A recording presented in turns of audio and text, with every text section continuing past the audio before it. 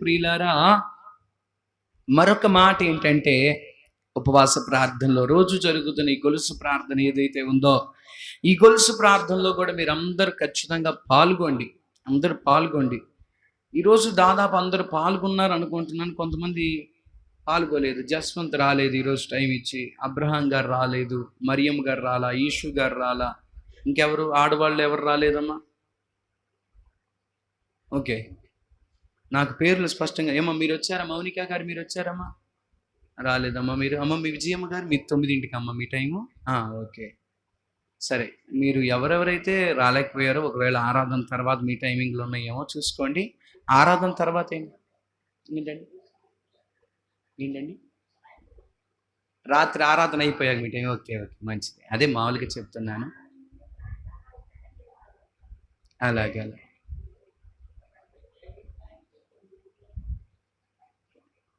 9ంటి కాడి నుంచి 9:30 వరకు ఆ ప్రాంతం వరకు ఉండి వెళ్ళండి. 9:30 వరకు. 7 నుంచి 8 వరకు అది ఆరాధన టైం అండి. ఆరాధనలో పాల్గొన్న తర్వాత ఒక అరగంట సేపు మామూలుగా ప్రార్థన చేసుకుని వెళ్ళండి. అది చూసుకోండి ఎలాగోలా, అంటే ఈ ఒక్క 40 రోజులు ఎలాగోలా వీలు చేసుకోండి. ఎందుకంటే నేను అందరికీ చెప్పే మాట ఏంటంటే, ఆరాధన టైంలో మీరు ఈ ప్రార్థన, గొలుసు ప్రార్థన ఏదైతే ఉందో, ఆరాధన టైంలో దీన్ని ఇంక్లూడ్ చేసుకోకుండా ఉండడానికి ప్రయత్నం చేయండి. ఆరాధన ముందు కానీ ఆరాధన తర్వాత కానీ. ఆరాధనకు ముందు ఎన్నింటి వరకు? 7:30 వరకు మన టైము. 7 to 9 లేదా? అంతే కదా. 7 to 9 ఆరాధన టైంలో ఎవరికి అవకాశం ఇవ్వట్లేదు. తర్వాత 7ంటికి ముందు కానీ లేకపోతే 9ంటికి తర్వాత కానీ, ఈ 2 సమయాల్లో ఏ టైంలోనైనా సరే మీరు ఎప్పుడైనా సరే వచ్చి, నేను మరొకసారి మీ అందరికీ చెప్పే మాట ఏంటంటే, రోజు మొత్తం మీద ఒక అరగంట సేపు అయినా సరే వీలు చేసుకోవడానికి ప్రతి ఒక్కరు కూడా ప్రయత్నించాలని ప్రభు పేరిట మీ అందరికీ మనవి చేస్తున్నాను. హల్లెలూయా, హల్లెలూయా. ఆరాధన తర్వాత, ఒకవేళ ఆరాధనకు ముందు రావడం కుదరలేదు, రోజంతా రావడం కుదరలేదు అనుకుంటే, మీరు ఈ ఆరాధన అయిపోయిన తర్వాత ఒక అరగంట సేపు ఎగ్జాక్ట్గా 9 గంటలకు మనకు ఆరాధన ఎట్టి పరిస్థితులు అయిపోతుంది. 9 లోపే అయిపోద్ది. ఆరాధన అయిపోయిన దగ్గర నుంచి ఒక అరగంట సేపు మీరు ప్రార్థన చేసుకుని దేవుని సన్నిధిలో ఇటు గొలుసు ప్రార్థనలో కూడా మన వంతు సమయం. నేను మరొకసారి చెబుతున్నా, ఇప్పుడు ఈషు గారు అంటున్నారు, అయ్యా నాకు కుదరదు. వాస్తవమే, వాళ్ళకి చేలు ఉన్నాయి, పొలాలు ఉన్నాయి, పొలం పనులు, పశువులు ఉన్నాయి, అవన్నీ ఉన్నాయి. అటువంటి పరిస్థితుల్లో రావడం కష్టం అనిపించింది. కానీ నేను చెప్పే మాట ఏంటంటే, ఒక అరగంట ఎలాగోలా వీలు చేసుకొని, ఈషు గారే కాదు, ఇక్కడ మీరందరూ పనులు చేసేవాళ్ళే, మీరందరూ కష్టపడేవాళ్ళే. మీ అందరికి కూడా నేను చెప్తున్న మాట ఏంటంటే, మీరు ఖాళీగా ఉన్నారని మిమ్మల్ని ఎవరిని కూడా నేను బలవంతం చేయట్లేదు. మీరందరూ చాలా అంటే చాలా పనుల్లో ఉంటున్నారు. కానీ దేవుని కొరకు, గొలుసు ప్రార్థన కొరకు కూడా ఒక అరగంట కేటాయించండి. ఈరోజు ఎందుకో కానీ నాకు ఏమనిపిస్తుంది అంటే, పొద్దున గ్యాలరీ ప్రార్థనకు వచ్చిన వాళ్ళు ఇప్పుడు ఈ ఆరాధనకి ఎవరు కొంతమంది మానేశారేమో అనిపిస్తుంది నాకు. ఎందుకంటే ఇప్పుడు ఆరాధనలో కొంతమంది కనిపించట్లేదు. అది కూడా చేయమాకండి. ఈ 40 రోజులు ఓపిక చేసుకుని 7:30 నుంచి 9 వరకు జరిగే ఆరాధనలో పాల్గొండి. అదేవిధంగా ఒక అరగంట సేపు గొలుసు ప్రార్థనలో కూడా, అరగంట సేపు అంటే అది మినిమం టైం, ఒక అరగంట మినిమం టైం. అక్కడ నుంచి మీరు ఎంతసేపు అయినా చేయొచ్చు. 2 గంటలు చేస్తారా, గంట చేస్తారా, 3 గంటలు, మీ ఇష్టం వచ్చినంతసేపు చేయొచ్చు. ఈ విషయాలు మీరు అందరూ కూడా గమనించాలని ప్రభు పేరట మీ అందరికీ కూడా మనవి చేస్తున్నాను. హల్లెలూయా, హల్లెలూయా. ఎవరు కూడా ప్రార్థనలు మానొద్దు.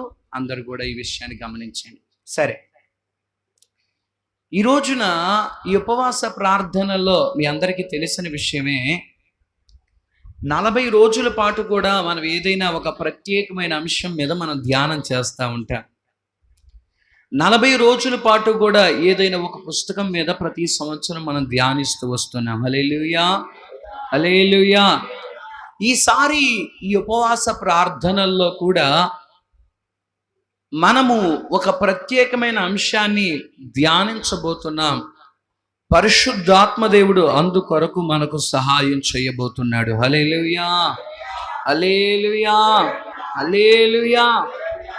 ఇప్పటి వరకు మనం ఏమేం పుస్తకాలు ధ్యానించామో ఉపవాస ప్రార్థనలు ఎవరికైనా గుర్తుందా? ద్వితీయోపదేశ కాండము, అపోస్తుల కార్యాలు మనం ధ్యానించాం. రైల్వే ఖాళీలు, ఎస్తేరు గ్రంథం, మంచిది.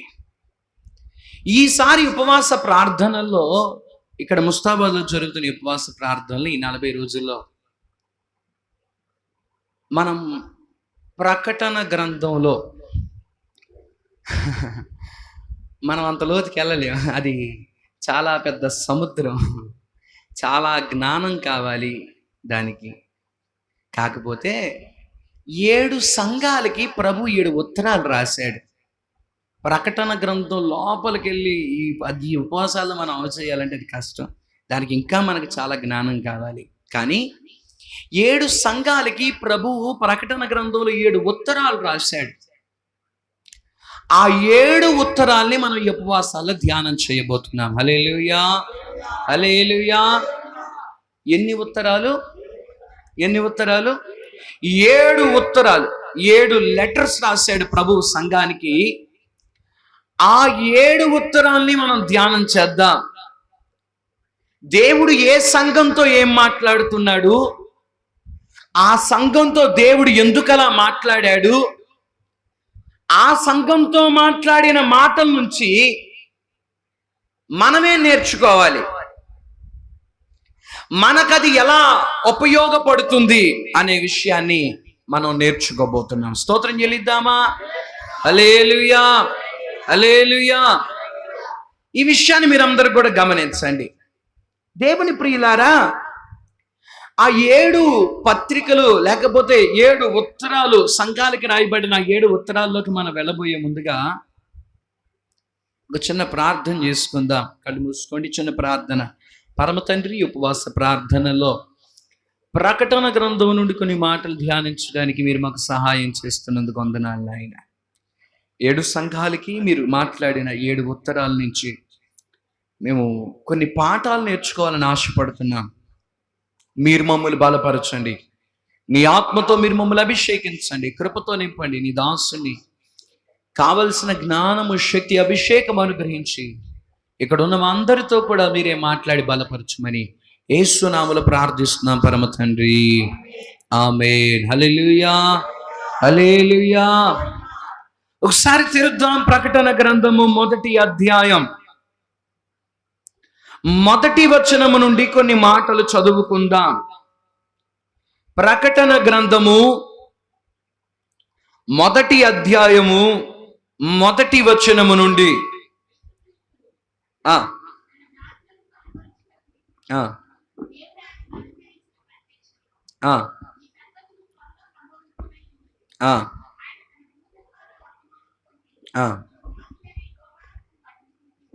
చాలండి, స్తోత్రం చెబుదాం ఒకసారి మంచిగా. హల్లెలూయా. నా మాట జాగ్రత్తగా ఆలకించే ప్రయత్నం చేయండి. ప్రకటన గ్రంథాన్ని చదివేటప్పుడు చాలా మంది ఏమనుకుంటారంటే, ఈ పుస్తకంలో రాయబడిన సంగతులన్నీ కూడా ఎప్పుడో జరగబోతున్నాయి, ఇది చాలా భయాన్ని పుట్టించే పుస్తకం, ఈ పుస్తకాన్ని ధ్యానించాలంటే భయం వేస్తుంది, అమ్మో ఈ పుస్తకాన్ని చదువుతుంటే మన జీవితాల్లో కూడా మనం విడవబడితే మన బ్రతుకు ఏమైపోద్దో అనే భయం కలిగిద్ది అని చాలా మంది ప్రకటన గ్రంథం చదవడానికి భయపడుతూ ఉంటారు. దైవజనులు ఎడ్వర్డ్ విలియమ్స్ గారు ఒకసారి దీని గురించి ఒక మాట అంటారు. క్రైస్తవులంట ప్రకటన గ్రంథం చదవడం అంటే ఏదో హారర్ ఫిల్మ్ చూసినంత భయపడిపోతారంట. అంటే దయ్యాల సినిమాలు ఉంటాయి చూసారా, మీలో సినిమాలు చూసే ఎవరు ప్రబుద్ధులు ఎవరైనా ఉంటే తెలిసిద్ది. చూడాలంటే భయం వేసిద్ది, కానీ చూడకుండా ఉండలేమనిపించిద్ది. అలాంటప్పుడు ఏం చేస్తారు, ఇంట్లో లైట్లన్నీ వేసుకుని పక్కన ఎవరినైనా కూర్చోబెట్టుకుని చూసి రాత్రిపూట నిద్రపోకుండా ఆ సినిమాల దయ్యం వెళ్ళి వీళ్ళు చూస్తూ ఉంటారు. అటు చూసుకోను ఇటు చూసుకోను, ఫ్యాన్ ఎంక చూడను, గోడలు ఎంక చూడను, తలుపులు ఎంక చూడను, కిటికీలు ఎంక చూడను చూస్తూ ఉంటారు. అంత నవ్వుతున్నారంటే మీరందరూ కూడా అనుభవాలు ఉన్నాయి. స్తోత్రం చెప్పండి సార్ మంచిగా. హల్లెలూయా. సరే, ఒక మాట జాగ్రత్తగా వినండి. ప్రకటన గ్రంథములో ఒక మాట చదువుకుందాం. ప్రకటన గ్రంథం 22వ అధ్యాయం ఆఖరి అధ్యాయం 10వ వచనాన్ని ఒకసారి చదువుకుందాం. అదే ప్రకటన గ్రంథం 22వ అధ్యాయం 10వ వచనాన్ని ఒకసారి చదువుకుందాం. మరియు అతడు నాతో ఇలాగు చెప్పెను, ఈ గ్రంథమందున్న ప్రవచన వాక్కులు, ఈ వాక్యములకు ముద్ర వేయవలదు, కాలము సమీపమై ఉన్నది. స్తోత్రం చెప్పండి ఒకసారి మంచిగా. హల్లెలూయా. దానియేలు ప్రవచన గ్రంథం ఆఖరి అధ్యాయంలో దేవుడు అక్కడ అనేకమైన అంత్యకాల సంభవాల్ని దానియేలు గ్రంథంలో కూడా దానియేలు భక్తుని ద్వారా మాట్లాడిన తర్వాత దేవుడు అంటాడు, దానియేలు వీటన్నిటికీ ముద్ర వేసే, ఇప్పుడు కాదు, కాలములు సమయములు అవన్నీ అనుకూలమైనప్పుడు ఈ సంగతులు బయలుపరచబడతాయి, నువ్వు వాటిని ముద్ర వేసి ఉంచని దానియేలు గ్రంథం 12వ అధ్యాయం 4వ వచనములో ఈ మాటలను మరుగు చేసి అంత్యకాలము వరకు ఈ గ్రంథమును ముద్రించుము అని ప్రభు మాట్లాడతాడు. కానీ ప్రకటన గ్రంథానికి వచ్చేసరికి ప్రభు అంటాడు, యోహాను నువ్వు దయచేసి క్షమించండి, యోహాను భక్తులతో ప్రభు మాట్లాడుతూ అంటున్నాడు, నీవు ఈ గ్రంథములో ఉన్న మాటలను ముద్రించొద్దు. అంటే ముద్ర వేయొద్దంటే ఈ గ్రంథంలో ఉన్న మాటల్ని ప్రింటింగ్కి ఇవ్వద్దని కాదు దాని ఉద్దేశం, లేకపోతే ఈ గ్రంథంలో ఉన్న మాటల్ని అందరికీ రాసి పంచి పెట్టమాకని కాదు దాని ఉద్దేశం. ముద్ర వేయవద్దు అంటే సీల్ చేసేయొద్దు అంటే దాని అర్థం ఏంటి? ఈ గ్రంథంలో ఉన్న మాటలు అందరూ చదవాలి. స్తోత్రం చెప్పండి ఒకసారి మంచిగా. హల్లెలూయా. కొన్నిసార్లు మీరు ఒకసారి గమనిస్తే, కొన్నిసార్లు కొంతమంది మంత్రులు ఆ రాష్ట్రంలో ఉన్న ముఖ్యమంత్రికి కానీ, ఆ పైన ఉన్న గవర్నర్కి కానీ, ప్రధానమంత్రికి కానీ బహిరంగ లేఖ రాస్తారు. ఏమి లేఖ అంట అది? అంటే దాని అర్థం ఏంటి? అందరికీ తెలిసే లేక అది, దాంట్లో రహస్యం ఏమీ లేదు. అతను ఏదైతే రాస్తున్నాడో అది అక్కడ ఉన్న ప్రజలందరికీ, ఆ రాష్ట్ర ప్రజలందరికీ, ఆ దేశ ప్రజలందరికీ కూడా తెలియాలి. దేవునికి స్తోత్రం చెల్లిద్దామా? హల్లెలూయా. దేవుడు కూడా యోహాను భక్తునితో అంటున్నాడు, నీవు ఈ గ్రంథములో ఉన్న మాటలు ముద్ర వేయవద్దు. ఈ గ్రంథములో ఉన్న మాటలు అందరూ కూడా చదవాలి. ప్రకటన గ్రంథాన్ని మనం చదవాలి, ఆ మాటలు అర్థం చేసుకోవాలి.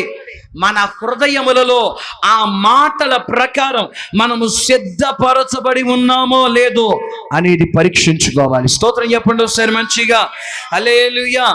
సమయం ఎక్కువగా లేదు కాబట్టి ఈ రోజున అసలు ఈ ప్రకటన గ్రంథాన్ని ఎవరు రాశారో 4 మాటలు చెబుతాను. మొదటి వచనం మనం చదివాము. ఆ మొదటి వచనంలో ఏమని రాయబడుతుంది?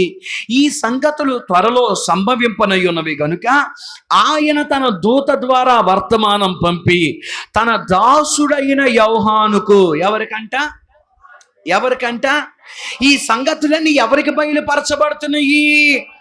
యోహాను గారికి. అనండి ఒకసారి. యోహాను గారికి బయలుపరచబడుతున్నాయి. ఏమని బయలుపరచబడుతున్నాయి అనేది మనం ధ్యానించే కంటే ముందుగా అసలు ఇంతకీ యోహాను గారు ఎవరు అనేది చూద్దాం. యోహాను గారు ఎవరు మీకు తెలిసిన మాట చెప్పండి. బా మనిషి ఎవరు? ఆయన మీ సమాధానం ఏమో ఏంటంట? దైవజనుడు అంట. వాస్తవమే, దైవజనుడే. బైబిల్ గ్రంథంలో రాసిన ఈ పత్రికలు, సువార్తలు రాసిన ప్రతి ఒక్కరు దాదాపు ప్రవక్తలు దైవజనులే ఉన్నాయి. ఇటుపక్క చెప్పినట్లుగా యోహాను గారు అనే మాట గుర్తు రాగానే మనకి గుర్తొచ్చే ప్రధానమైన మాట, ఆయన యేసు ప్రభువారి ఎంతమంది శిష్యులు ఉన్నారు? యేసు ప్రభువారికి ఎంతమంది శిష్యులు ఉన్నారంట? 12 మంది. చెప్తారా? వాళ్ళ పేర్లు చెబుతారా? చెప్పండి అమ్మా. పేతురు, యోహాను, ఆంద్రేయ, అరిమతయి యోసేపు కూడా. అరిమతయి యోసేపు శిష్యుడు కాదమ్మా, ఆయన పునరుద్ధానం. సరే నేను చెబుతాను. జబదయి కుమారుడగు యాకోబు, అతని సహోదరుడగు యోహాను, సీమోను పేతురు, ఆయన సహోదరుడగు ఆంద్రేయ, అల్ఫయి కుమారుడగు యాకోబు, తద్దయి అను మారు పేరు గల లెబ్బయి, యోదా, యాకోబు, ఆయన అప్పగించిన ఇస్కరియోతు యోదా, సీమోను. సరే నేను ఇలా చదివించడం, ఇలా ఒక్కొక్కటి చెప్పడం కాదు కానీ ఒకసారి వరుసగా చదువుదాం. మత్తయి సువార్త 10వ అధ్యాయం 2వ వచనము నుండి ఆ మాటలు కనబడతాయి. మత్తయి సువార్త 10వ అధ్యాయం 2వ వచనం. త్వరగా చదవండి ఎవరైనా ఒకళ్ళు. ఆ 12 మంది అపోస్తుల పేర్లు ఏమనగా, మొదటి పేతురు అనబడిన సీమోను, అతని సహోదరుడు ఆంద్రేయ, జబదయి కుమారుడు యాకోబు, అతని సహోదరుడు యోహాను, ఫిలిప్పు, బర్తలోమై, తోమా, మత్తయి, అల్ఫై కుమారుడు యాకోబు, తద్దయి అని మారు పేరు గల లెబ్బయి, కనానీయుడగు సీమోను, ఆయనను అప్పగించిన ఇస్కరియోతు యోధా. స్తోత్రం చెప్పండి ఒకసారి మంచిగా, హల్లెలూయా. ఇది యేసు ప్రభు వారి 12 మంది శిష్యుల పేర్లు. ఈ 12 మంది శిష్యుల్లో ఈ ప్రకటన గ్రంథాన్ని రాసిన యోహాను గారు కూడా ఒక శిష్యుడు. ఇంకో చిన్న మాట వినండి. యోహాను గారి గురించిన మరొక మాట ఏంటంటే, యోహాను గారు యేసు ప్రభు వారికి ప్రియమైన శిష్యుడు. ఏంటంట అంటే ఎప్పుడు కూడా యేసుక్రీస్తు ప్రభు వారి పక్కనే ఉండేవాడు. యేసు ప్రభు వారి దగ్గర ఆయన వాక్యం వినటానికి వందల నుంచి వేల మంది వచ్చేవాళ్ళు. ఆ వేల మందిలో చాలా వందల మంది ఆగిన వాక్యం విని, అయ్యా మేము నిన్ను వెంబడిస్తామన్నారు. ఒక చోట కనబడుతుంది 700 మందో ఎన్నో వందల మంది యేసు ప్రభు వారి దగ్గరికి వచ్చి, అయ్యా మేము నిన్ను వెంబడిస్తావు, మమ్మల్ని శిష్యులుగా చేర్చుకున్నారంట. మేడగది మీద ఎంతమంది ఉన్నారు? 120 మంది ఉన్నారు. అంటే వందల మంది యేసు ప్రభు వారి శిష్యులు ఉన్నారు. కానీ వారిలో ఆయన తనకి ఇష్టలైన శిష్యులుగా ఏర్పరచుకుంది ఎంతమందిని? 12 మంది. ఆ 12 మందిలో కూడా ఆయనకు ఎంతో ప్రియముగా ఉండే శిష్యుడు ఒక అతడు ఉన్నాడంట. అతని పేరే యోహాను. స్తోత్రం చెప్పండి ఒకసారి మంచిగా, హల్లెలూయా. ఇంకా విడమర్చి చెప్పాలంటే ఆయనకి ఇష్టమైన వారు 3 ఉన్నారు.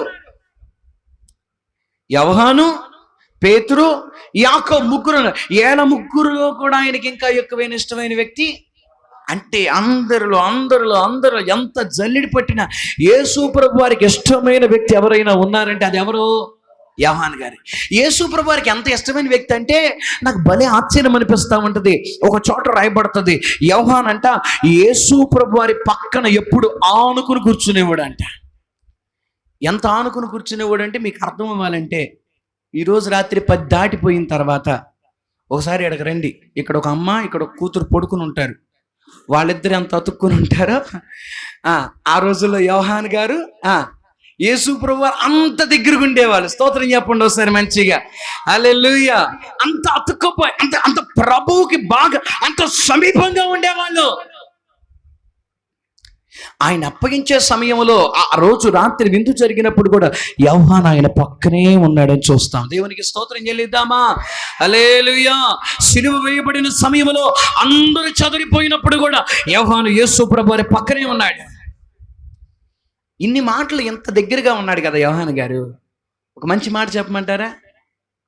శిష్యులందరిలో కూడా చిన్నవాడు యోహానే. శిష్యులందరిలో చిన్నవాడు యోహానే.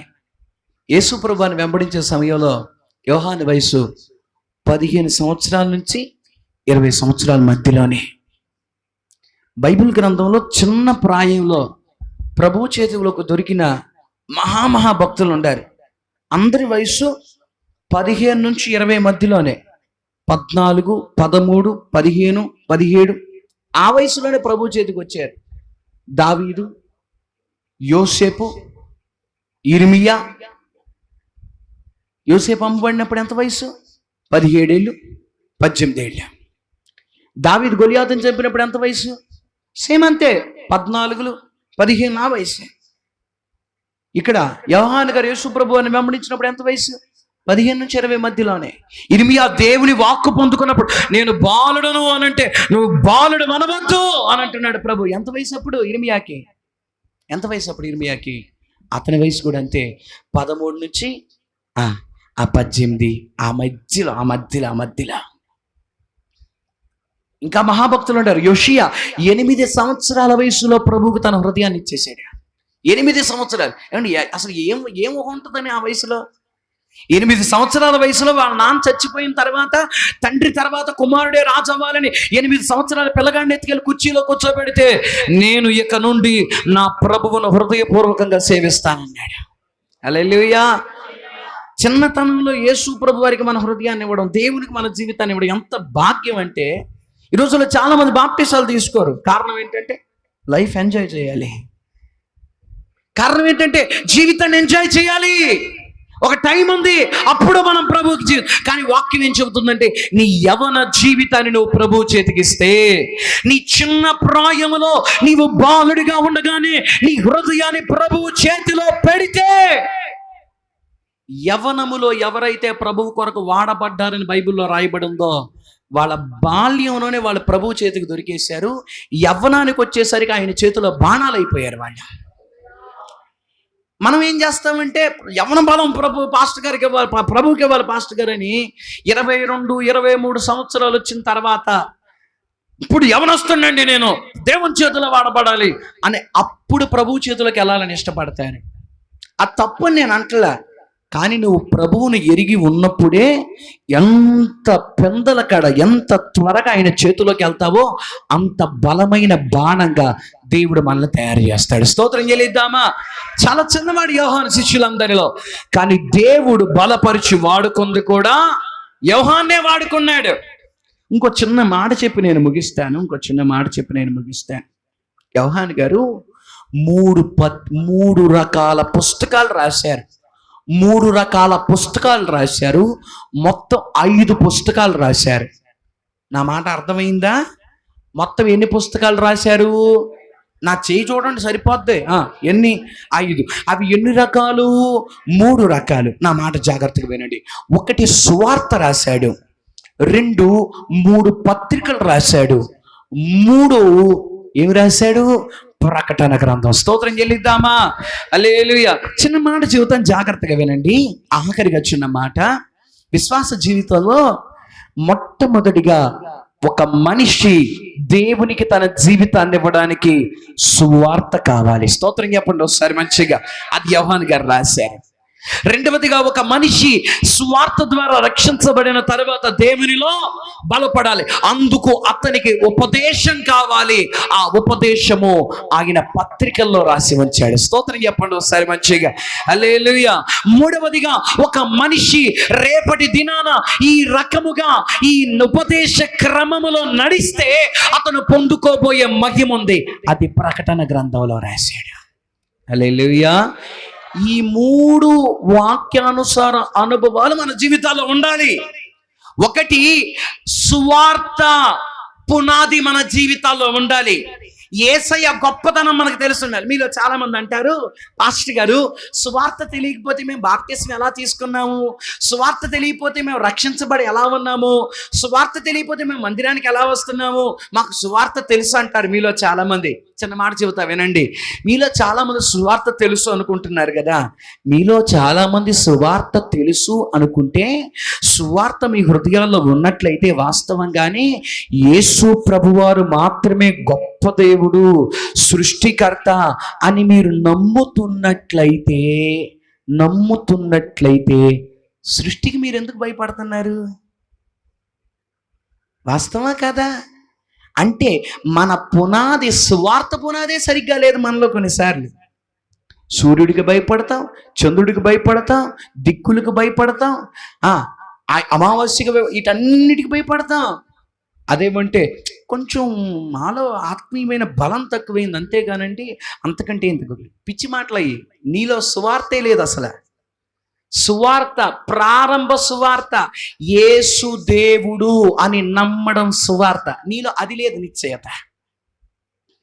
యేసు దేవుడు అని నమ్మిన వాడు ప్రభువుకి తప్ప వేరే దేనికి కూడా భయపడ్డు.